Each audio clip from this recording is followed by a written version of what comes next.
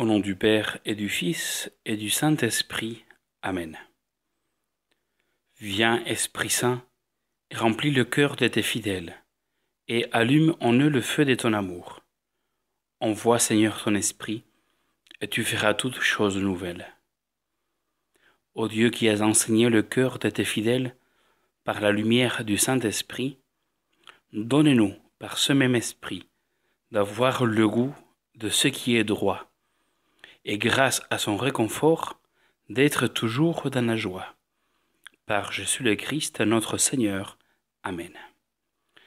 Saint Ignace de Loyola, priez pour nous. Nous allons faire la contemplation de l'incarnation et la naissance de notre Seigneur Jésus-Christ. À partir de la 2e semaine des exercices, Saint Ignace nous présente l'exemple à suivre, l'exemple de celui qui a donné sa vie pour nous, qui a montré tout son amour pour que nous, on puisse répondre amour par amour. Donc, qui est notre Seigneur Jésus-Christ? Essayons de le connaître par ces contemplations de la 2e, 3e et 4e semaine des exercices spirituels. Nous trouvons la contemplation qui nous concerne à partir du numéro 102 des exercices, du cahier des exercices spirituels. Donc nous ferons toujours la prière préparatoire afin que toutes mes intentions, mes actions, mes opérations, tout soit ordonné au service et à la louange de la divine majesté. Tout faire dans ces instants de prière pour la plus grande gloire de Dieu et le salut de mon âme. Saint Ignace nous présente un premier prélude, qui c'est l'histoire biblique. Donc vous pouvez prendre vos évangiles. Nous allons suivre les textes de l'évangile selon saint Luc. Pour le mystère de l'incarnation, dans le chapitre 1, les versets 26 au 38, et pour la naissance, le chapitre 2, les versets 1 au 19. Donc nous rappeler cette histoire. Pour la contemplation de l'incarnation, Saint Ignace imagine aussi une histoire. Il dit, dans le numéro 102, « Me rappeler l'histoire de ce que j'ai à contempler. Ici, ce sont les 3 personnes divines, regardant toute la surface ou la sphère de l'univers remplie d'hommes. Et les voyant tous qui descendaient en enfer, elles décident dans leur éternité que la seconde personne se ferait homme pour sauver les genres humains. Les temps étant donc arrivés à leur plénitude, ils envoient l'ange Saint Gabriel à Notre-Dame. » La 2e histoire, c'est celle que nous connaissons bien, qui se passe à la grotte humble de Bethléem. Quelle est la grâce que nous allons demander au Seigneur au cours de cette contemplation? Demander la grâce de bien comprendre la charité infinie du Verbe incarné. Cet amour infini de Dieu fait homme afin de l'aimer avec plus d'ardeur et de le servir avec plus de zèle, avoir ses connaissances intimes de son cœur, avoir un amour affectif et une imitation effective. L'amour, le montrer dans nos actes, sans illusion. Accorde-moi, Seigneur Jésus, de vous connaître de mieux en mieux, de vous aimer de plus en plus, de vous imiter avec plus de fidélité que jamais. N'oublions pas que imiter le Seigneur naît de la connaissance et de l'amour que j'ai pour lui. Et le connaître et l'aimer, c'est une grâce. Ça ne suffit pas seulement passer un moment ou des heures en contemplant ou méditant. C'est une grâce que nous devons demander. Donc, insistez bien au cours de votre prière à demander cette grâce. Et si vous lisez les évangiles, c'est seulement pour connaître et pour aimer. Donc, lisez en demandant toujours ces grâces. Un jour, Saint José María Escrivá, le fondateur de l'Opus Dei, avait écrit par rapport au mystère de l'enfance de notre Seigneur, surtout sa nativité. Il disait, en m'exprimant devant une crèche, j'ai toujours tâché de voir le Christ ainsi, emmailloté, sur la paille d'une mangeoire. Et alors qu'il n'est qu'un enfant et qu'il n'est dit rien, de retrouver chez lui le docteur et le maître. J'ai besoin de le considérer ainsi parce que c'est de lui qu'il me faut apprendre. Et pour apprendre de lui, il faut tâcher de connaître sa vie, lire les saints évangiles, méditer les scènes qui nous rapportent le Nouveau Testament, afin de pénétrer le sens divin de la démarche de Je suis ici-bas. Nous devons en effet reproduire en notre vie celle du Christ, en connaissant le Christ, à force de lire l'Écriture et de la méditer, à force de prier à présent devant la crèche.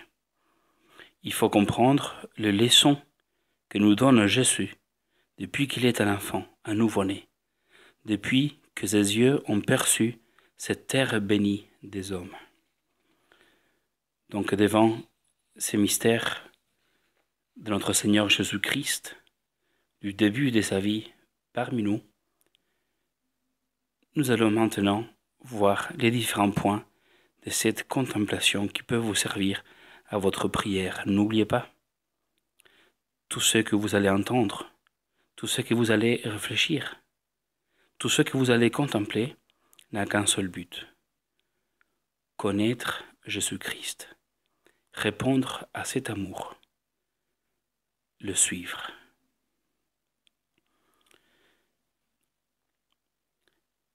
Dans un premier point, nous pouvons considérer l'état du genre humain avant l'incarnation. Ce que nous rappelle dans le numéro 106, Saint Ignace de Loyola. Voir toute cette humanité qui s'éloigne de Dieu, qui s'est éloignée depuis des siècles de la connaissance et de l'amour de Dieu.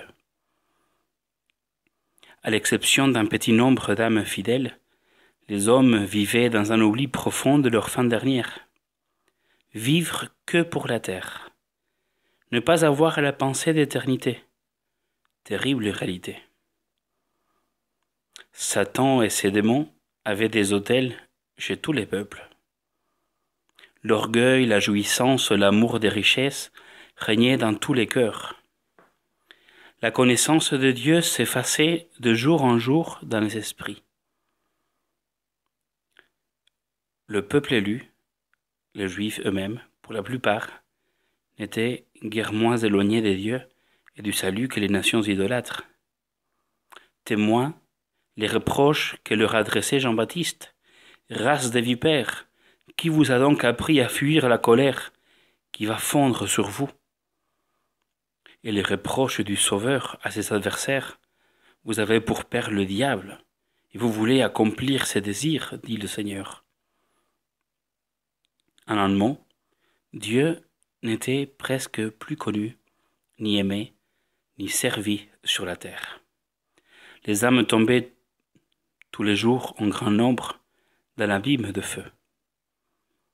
Dans cet état de dégradation et de misère, l'homme pouvait-il raisonnablement espérer que Dieu daignât prendre pitié de lui et le sauver? Car enfin, le Dieu 3 fois saint, le Dieu infiniment juste, ne devait-il point détourner avec horreur ce regard du genre humain, lui dont il est écrit le Seigneur a en horreur l'impie et son impiété? Ne devait-il pas traiter l'homme comme il avait traité les anges rebelles, et le livrer sans retour à toutes les rigueurs de sa justice? Le Dieu infiniment grand ne devait-il pas, à sa gloire, de ne point faire grâce à des criminels dont un si grand nombre ne devait répondre à sa miséricorde que par l'indifférence, les mépris, les résistances, l'endurcissement? Où en serait le genre humain? Où en serions-nous pour notre part, si Dieu n'avait consulté que l'intérêt de sa grandeur ou de sa justice? Reconnaissons le besoin infini que nous avions des amis miséricorde. Rendons-lui grâce de ne nous avoir pas abandonnés. Quelles sont les intentions de la deuxième personne de la Trinité, le Verbe? Le Verbe s'incarne pour ramener les hommes à la connaissance de son Père. Considérez que l'incarnation est la manifestation la plus sensible des perfections infinies. Elle nous révèle de Dieu sa grandeur, qui ne peut être dignement adorée que par un homme-Dieu. Sa sagesse, qui a su inventer pour sa gloire et notre salut cette union merveilleuse de la nature divine et de la nature humaine. Sa sainteté, dont l'offense ne peut être réparée que par les satisfactions d'un Dieu. Sa miséricorde, qui au lieu d'abandonner l'homme coupable à une éternelle condamnation, daigne prendre pitié de lui et le sauver. Son amour, qui ne se contente pas des dons faits à l'homme dans l'ordre de la création, mais veut lui restituer les droits de fils adoptif, perdus par la faute d'Adam. En d'autres termes, l'associer un jour à la béatitude de son propre fils, et cela au prix d'une expiation librement acceptée par ce bien-aimé. Le Verbe s'incarne pour ramener les hommes à l'amour de Dieu. Les créatures, au lieu de conduire l'homme à Dieu, usurpaient toutes les affections de son cœur. Or, pour s'emparer de ce cœur et le rendre à l'empire de la charité, que fait le Sauveur? Parce que l'homme est esclave des sens, il paraît sous une forme sensible. Parce qu'il est épris de l'amour des créatures, il se fait l'une d'entre elles, il se fait homme. Et afin de captiver plus irrésistiblement le cœur humain, il donne le premier exemple de l'amour qu'il demande. Rappelez-vous le grand précepte de la charité. Vous aimerez le Seigneur votre Dieu de tout votre cœur, de tout votre esprit, de toute votre âme et de toutes vos forces. Rappelez-vous ensuite toute la vie du Verbe incarné sur la terre. Voyez-le donnant à notre rédemption toutes ses pensées, toutes ses affections, toute son activité. Finalement, jusqu'aux dernières gouttes de son sang. Et dites, s'il n'a pas rempli dans toute son étendue, à l'égard de l'homme comme à l'égard de son Père, le précepte de la charité. Le Verbe s'incarne pour ramener l'homme au service de Dieu. Considérez que les préceptes ne suffisaient plus pour apprendre à l'homme comment Dieu doit être servi. C'est pour cela que le Verbe divin vient nous instruire, non point seulement par des paroles, mais par des exemples. Sa vie entière n'est qu'une leçon pratique de dévouement au service de son Père. Que nous présente-t-elle, en effet? Un homme-Dieu, dès le premier moment de sa conception, qui s'offre à son Père, pour nous apprendre qu'il n'y a pas un seul instant dans notre vie qui n'appartienne au service de Dieu. Comme dit la lettre aux Hébreux, en entrant dans le monde, il dit vous n'avez point voulu et vous n'avez point agréé les hosties et les oblations. Alors j'ai dit, me voici. Je viens pour faire, ô Dieu, votre volonté. Un Dieu accomplit dans tous les détails les observances de la loi, qui ne pouvaient l'obliger, pour nous apprendre que Dieu veut être servi par une obéissance absolue à tous et à chacun de ses commandements. Un Dieu se dévoue à tous les sacrifices, à la mort sur une croix, pour nous apprendre que Dieu mérite d'être servi, quoi qu'il en puisse coûter. Qui donc était plus qualifié que le propre Fils du Très-Haut pour nous apprendre à vivre, nous aussi, en Fils? Vous voyez avec quelle bonté il s'est chargé de cette tâche. Suppliez-le de vous aider à répondre à tant d'amour. Regardons les circonstances de l'incarnation pour apprendre les vertus du Seigneur. Nous rappelle Saint Luc que l'ange Gabriel est envoyé à Marie, une vierge, épouse de Joseph, un pauvre artisan. Il vient lui annoncer que le Verbe l'a choisi pour sa mère et demander son consentement. Méditez chacune de ces circonstances. Un Dieu s'incarne, c'est-à-dire un Dieu se fait homme, se fait chair. Il s'unit étroitement à cette chair si ignoble, sujette à tant d'infirmités, la prend dans un état de faiblesse et d'humiliation, dans l'état de l'enfance. De cet anéantissement du Fils de Dieu, apprenez la nécessité et l'excellence de l'humilité. Un Dieu s'incarne dans les seins d'une mère qui est vierge. Admirez le privilège de la virginité. C'est à elle qu'est accordé l'honneur le plus grand que Dieu puisse faire à une créature, l'honneur de la maternité divine. De cette conduite d'un Dieu qui s'est choisi pour mère une vierge et la plus pure des vierges, apprenez la nécessité et le prix de la pureté. Un Dieu s'incarne dans les seins d'une mère pauvre. Le Fils de Dieu pouvait se choisir une mère riche et d'une condition élevée dans le monde. Il fixe son choix sur l'épouse d'un pauvre artisan. Engagé par ses promesses à naître de la race de David, il attend, se semble, pour naître d'elle, que cette race royale soit tombée dans l'obscurité et dans un état voisin de l'indigence. Apprenez de là la nécessité et le prix du détachement.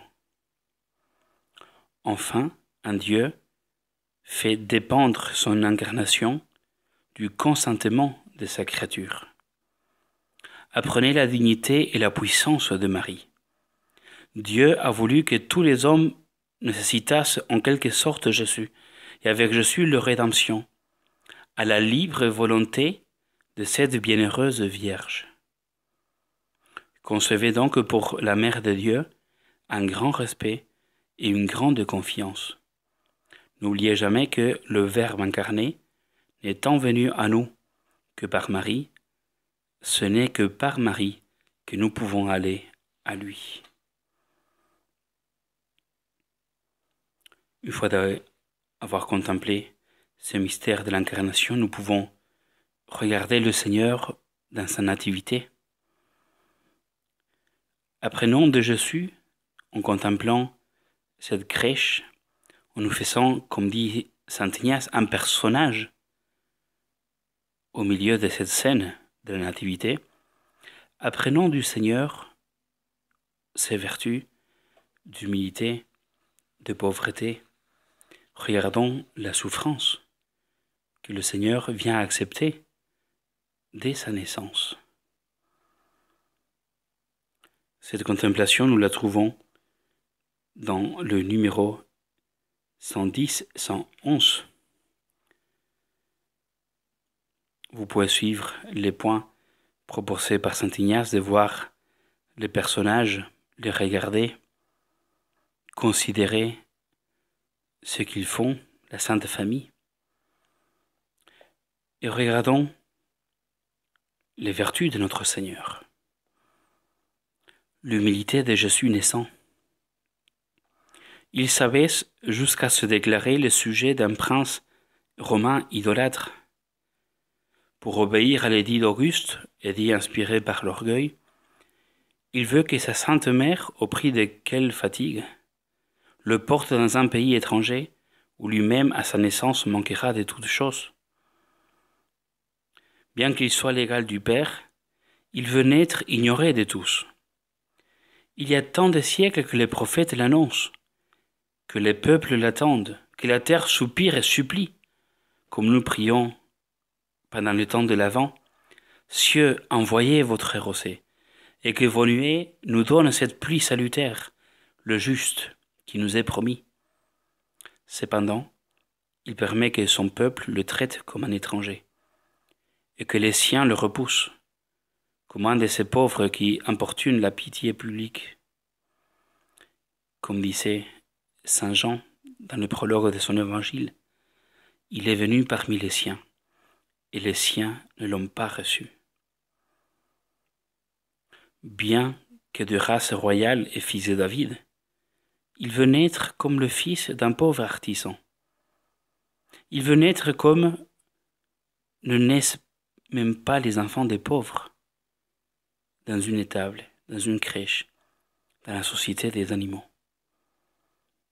Non seulement il cache sa divinité sous les dehors de l'humanité, mais son humanité elle-même, il l'abaisse jusqu'aux infirmités et aux faiblesses de l'enfance. Quelle humiliation que celle d'un Dieu devenu semblable aux petits enfants. Comme eux, privés de l'usage de la parole, de la liberté, de ses mouvements, dépendant de tout de la volonté de ceux qui l'entourent. Faisons un retour sur nous-mêmes. Combien les exemples de Jésus-Christ sont opposés aux maximes du monde, aux inclinations de notre nature touchée par le péché. Prions le divin enfant de réformer votre cœur, notre cœur, par sa grâce. Demandons-lui l'humilité. Regardons la pauvreté de Jésus naissant. Il naît dans un village loin de la maison de sa mère, loin de Nazareth, où il eût trouvé ce qui ne manque pas au plus délaissé des enfants pauvres, un toit pour s'y abriter, un berceau pour s'y reposer. Il naît dans l'endroit le plus misérable de la petite ville de Bethléem, tandis qu'autour de lui les indigents ont un asile, il est relégué dans une grotte ouverte au vent, refuge des animaux. Il a pour berceau un peu de paille dans une crèche. Il est réduit à une telle misère qu'il peut dire dès à présent avec vérité ce qu'il va dire un petit peu plus de 30 ans après. Les renards ont des tanières, les oiseaux ont leur nid, mais le Fils de l'homme n'a pas où reposer sa tête. Tous ceux qui l'entourent participent à sa pauvreté. Ses parents, qui trouvent à peine quelques langes pour couvrir sa nudité, les bergers qui, à la voix des anges, quittent leurs troupeaux pour venir l'adorer. Rappelez-vous que ce dénuement du Fils de Dieu n'est point nécessaire et forcé, comme celui des pauvres dans le monde, mais il est libre et de son choix. Concevez une haute idée de la pauvreté. Il a paru de si haut prix au Seigneur, que pour l'épouser, il a quitté le ciel et sa gloire. Surtout comprenez la nécessité du détachement, et persuadez-vous que le dégagement des créatures est la seule voie qui mène à Dieu. Regardons finalement les souffrances de Jésus naissant. Les souffrances commencent pour notre Sauveur avec la vie. Elles le prennent en quelque sorte à son berceau, pour ne plus le quitter qu'au dernier soupir sur la croix. Il souffre dans son corps sacré, car il naît parmi les rigueurs de l'hiver, en pleine nuit, dans un lieu exposé aux injures de l'air, à peine couvert de quelques linges. Sûrement, sa pieuse mère s'ingénie à préserver du froid ses membres délicats, mais elle est si pauvre. Voyez sa compassion pour Jésus, les soins qu'elle lui prodigue et celle de Saint Joseph. Le Seigneur souffre dans son âme. Il souffre des rebuts qu'il éprouve dans sa tribu et dans sa propre parenté où tous le méconnaissent. Il souffre plus encore des peines de Joseph et de Marie, qu'il voit repoussés avec mépris de toutes les maisons de Bethléem, et inconsolable de ne trouver pour lui d'autre asile qu'une étable. Il souffre de prévoir que ces leçons seront si peu comprises, ces exemples si mal suivis. Il souffre avec l'intention de souffrir plus encore, durant sa vie entière. Le travail, la faim, la soif, la chaleur, le froid, une perpétuelle pauvreté, les plus profondes humiliations, les fouets, la croix enfin, et tout cela à cause de nous, pour nous. Il souffre avec cette consolation.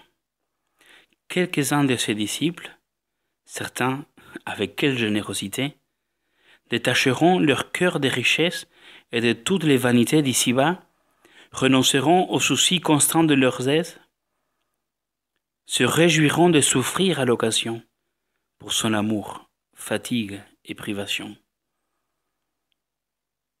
Sommes-nous de ces disciples que le Seigneur, il a déjà pensé le jour de sa naissance et qui lui faisait la joie de son cœur, qui allait suivre la vie que lui-même il a vécue? Prenons le temps, en faisant ces contemplations, de faire un colloque où notre cœur parle au cœur de Jésus, au cœur de Marie, à la Sainte Trinité. Remercions par exemple la Vierge Marie de son acceptation.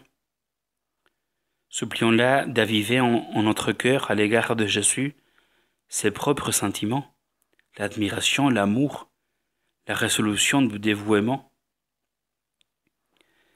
Remercions la Sainte Trinité. La même bonté indicible les a portés à décréter de toute éternité ce grand mystère, à en préparer la réalisation dans la suite des siècles, à l'accomplir en ce jour de l'incarnation.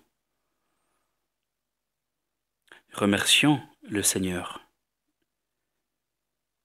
Il est devenu notre frère selon la chair. Exprimons notre reconnaissance, notre ferme volonté de répondre à son amour, en nous réglant fidèlement sur ses exemples. Adorons Jésus dans son berceau. Prions-le de prendre naissance dans notre cœur. Demandons-lui de venir en nous avec les vertus qu'il nous enseigne à la crèche, l'humilité, le détachement, l'esprit de sacrifice. Appuyons notre prière de la contemplation toute-puissante de Joseph et de Marie. Supplions-les d'intercéder pour nous. Prions-les de prendre naissance dans notre cœur. Demandons-lui de venir en nous avec les vertus qu'il nous enseigne. Nous pouvons dire avec Saint Bernard: je ne possède que ces deux biens si petits, minimes même, mon corps et mon âme. Ou plutôt ce bien unique et infime, ma volonté. Et je ne la livrerai pas à la volonté de celui qui, si grand pour sa part, m'a prévenu, moi si petit, des bienfaits si considérables, et s'est livré tout entier pour m'acheter tout entier. Oui, devant ce mystère immense de l'amour de Jésus qui se livre pour moi dès son incarnation et sa naissance, demandons-lui la grâce de nous livrer à lui tout entier. Au nom du Père et du Fils et du Saint-Esprit. Amen.